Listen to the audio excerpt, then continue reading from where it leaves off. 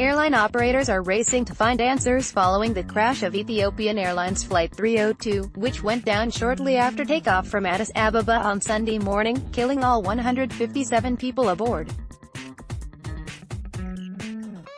The aircraft is the second new Boeing 737 MAX 8 to go down in recent months, following the crash of Lion Air Flight 610 in October, which killed 189 people.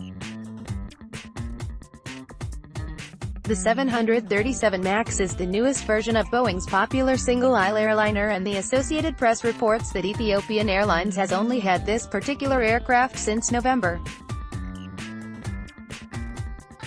A brand new aircraft, having repeated fatal crashes, would put a big question mark on this aircraft, Bijan Visai, a professor of economics and finance at Embry-Riddle Aeronautical University, told Time over email.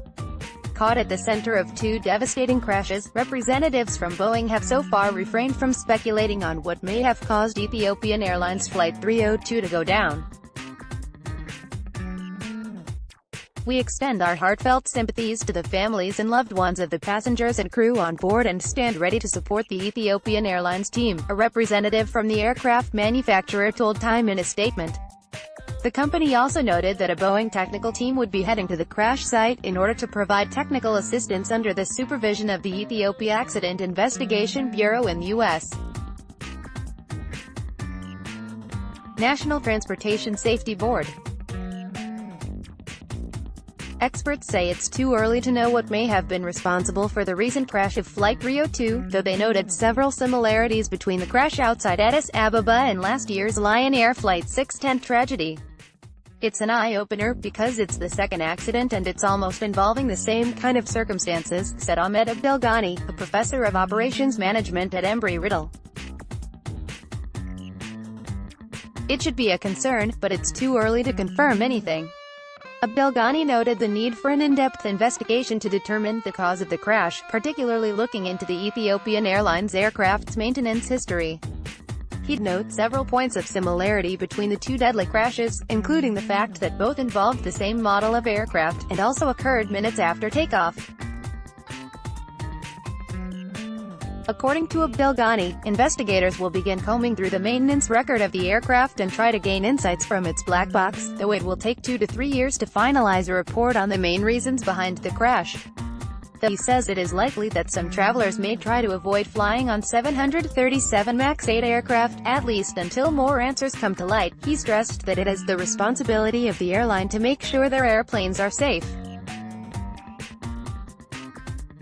Indications are these two accidents were not caused by human error, but were caused by mechanical error and transfer of information from cockpit to the pilot, Visai told Time, noting that it was still much too early to know the exact cause of Sunday's crash.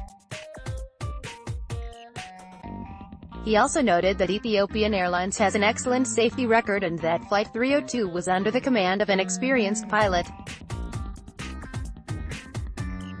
According to Ethiopian Airlines, the pilot of Flight 302, Yared Getachew, had more than 8,000 hours of flying time and a record of commendable performance. The crashed plane had undergone a rigorous maintenance check in early February. Following last year's Lion Air crash, the New York Times reported that investigators determined new Boeing software might have been behind the disaster. The Times said investigators found the software can send the plane into a fatal descent if the altitude and angle information being fed into the computer system is incorrect. Abdelghani noted the importance of training pilots in new aeronautic systems, especially when changes have been implemented in new aircraft. He also noted brewing concerns regarding Boeing's MAX 8 aircraft. If it takes serious action to stop this aircraft until we make sure it's safe, we should take that action, of course, said Abdelghani. People and safety come first. Write to Alejandro de la Garza at alejandro.delagarza@time.com.